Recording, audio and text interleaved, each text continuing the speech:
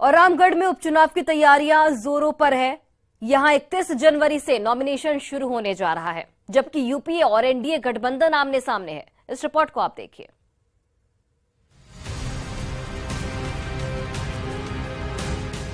रामगढ़ उपचुनाव का बिगुल बजते ही कोयलांचल में चुनावी सरगर्मी एक बार फिर उफान पर है।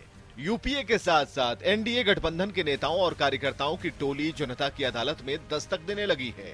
एनडीए इस बार गठबंधन सरकार की नाकामी को मुद्दा बनाने की कोशिश में है, तो यूपीए 1932 के खतियान और 27% ओबीसी रिजर्वेशन जैसे मुद्दों पर रामगढ़ की जनता का दिल जीतने की कोशिश कर रही है। इसलिए इस दोनों मुद्दों का यदि इस पर फायदा आने की बात है, चुनाव मुद्दा बनेगा तो हमारे पक्ष में जाएगा, कांग्रेस के पक्ष में जाएगा। आंदोलन और गोला गोली कांड में एमपी एमएलए कोर्ट में सजा मिलने से रामगढ़ की कांग्रेस विधायक ममता देवी की सदस्यता चली गई थी।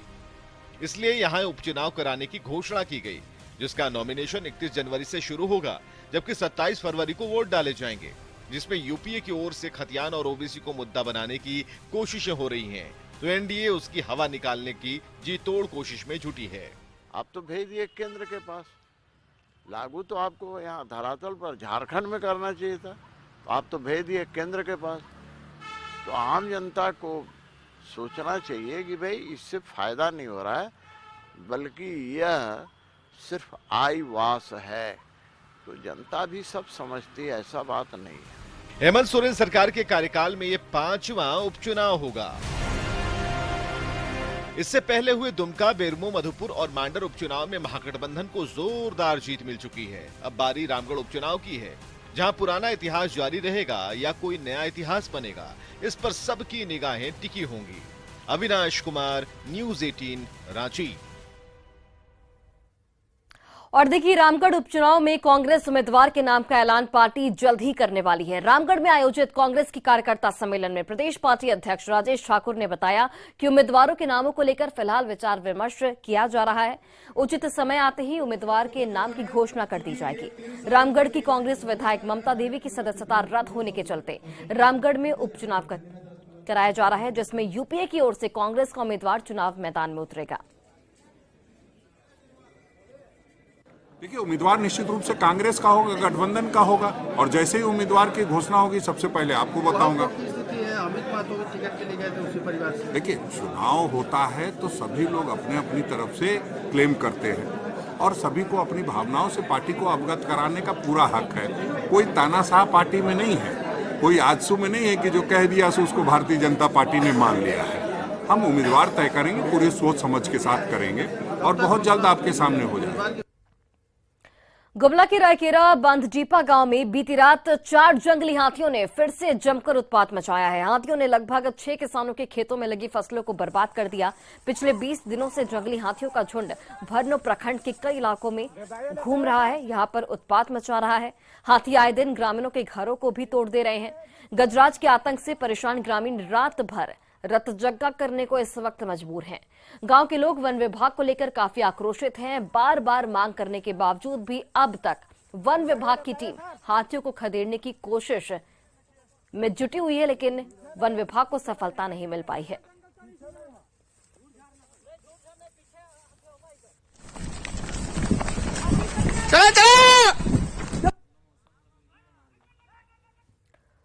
और सबसे लंबा नदी क्रुज एमवी गंगा विलास कल देर शाम साहिबगंज पहुंचा। पुरानी साहिबगंज घाट में क्रुज को देखने के लिए लोगों की भारी भीड़ देखी गई। क्रुज 51 दिनों में सफर पर है और डिब्रूगढ़ उसका अंतिम पड़ाव होगा। क्रुज पर सवार सभी पर्यटकों ने घाट पर खड़े लोगों को हाथ हिलाकर अभिवादन किया। क्रुज की सुरक्षा व्यवस्था को देखते हुए घाट पर पुख्ता इंतजाम किए गए थे, लेकिन क्रुज यहां नहीं रुकी और साहिबगंज, पुरानी गंगा घाट और चानन घाट को पार करते हुए आगे चली गई। फिलहाल क्रुज का पड़ाव समदा घाट के पास है। आज सुबह पर्यटकों का जोरदार यहां पर स्वागत किया गया।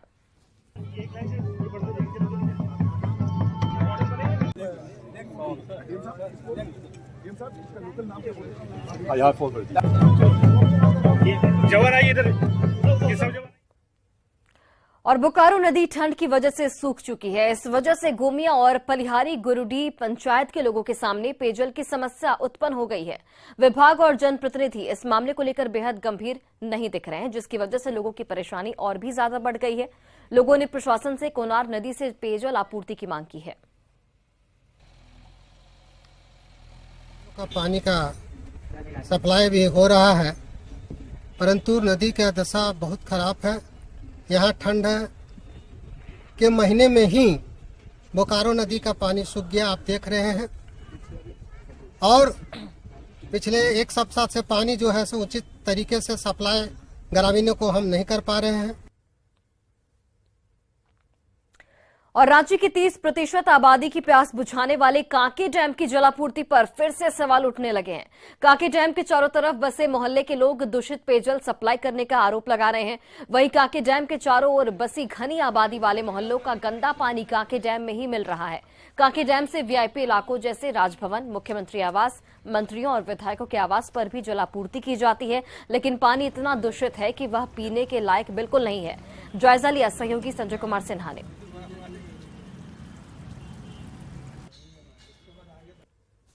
पीने लायक तो पानी नहीं है, देख ही रहे हैं आप, इसका कलर कैसा है, एकदम येलो है ये पानी, एकदम मतलब क्या बोले इसको, हम लोग मजबूरी में यूज कर रहे हैं क्योंकि कोई उपाय तो है नहीं मेरे पास, यही मिलता है पानी, तो इसी को एकदम मतलब आज तो इत्तेफाक से थोड़ा साफ भी दिख रहा, नहीं तो पूरा ग्रीन आता है ये पानी। मजबूरी में हम लोग सुथौल या डेटॉल डाल के इसको यूज करते हैं पानी नहाने के लिए, और हम लोग इसको पीते नहीं है, पीने के लिए बाहर से लाते हैं पानी। कोई मेंटेनेंस नहीं। अभी आप देख सकते हैं कि ड्रेनेज सिस्टम का जो नाली है वो नाली आपको दिख नहीं रहा है। माने इसमें क्या है कि आप मेंटेनेंस नहीं कर रहे हैं। अगर मेंटेनेंस किए रहते तो ये असुविधा नहीं होती। राजधानी रांची की 30% आबादी को पानी पिलाने वाली कांके डैम की स्थिति क्या है, हम आपको दिखलाते हैं। कांके डैम से तमाम वीआईपी इलाके में जलापूर्ति की जाती है, लेकिन जितने भी आसपास रिहायशी इलाके बसे हैं, बड़े बड़े अपार्टमेंट बने हैं, तमाम नालों का पानी सीधे कांके डैम की ओर जा रहा है। ये तमाम जो आप गंदगी देख रहे हैं, ये फ्लैट या हो, अपार्टमेंट हो या मोहल्ले का पानी जो है, जो घरों से निकला है, और ये गंदा पानी सीधे कांके डैम में जाकर मिल रहा है। और आप समझ सकते हैं कि लोग जो 30% आबादी दूषित पेयजल पीने को मजबूर है। कांके डैम में जो इसका फिल्टर भी किया जा रहा है, तो फिल्टर करने में भी काफी मेहनत आ रही है। हमारे साथ स्थानीय लोग हैं। ये जो गंदा पानी जा रहा है, तो क्या ये सीधे घरों में भी आ रहा है? हाँ, सब सीधे घरे में भी आ रहा है। यहाँ तो हम लोग सुबह से शाम तक बैठे रहते हैं, लेकिन इतना गंद आता है, बहुत गंदा पानी आता है इसमें।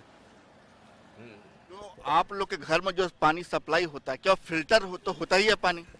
फिल्टर तो सवाल ही नहीं होता है, वो फिल्टर होना भी बेकार है। पूरा का पूरा उसी तरफ से कीड़ा मकोड़ा सब आता है, और इतना गंदा पानी अंदर जाएगा तो वाकई है कि डैम तो पूरी तरह से दूषित होगा ही। पानी तो फिल्टर होता होगा ना, फिल्टर होकर ही घरों में जाता है। ये तो फिल्टर होता है, मगर फिल्टर होना बेकार है। वो कीड़ा मकोड़ा सब आता ही रहता है, वो बेकार हो गया।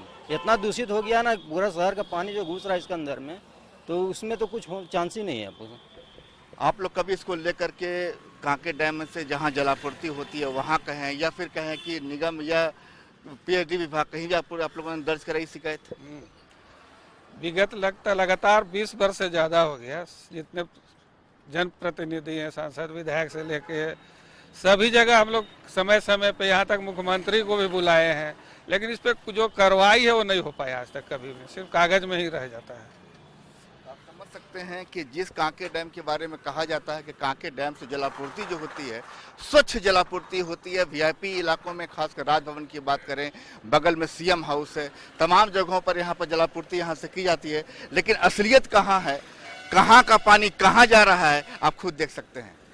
संजय कुमार सिन्हा, न्यूज़ 18, रांची।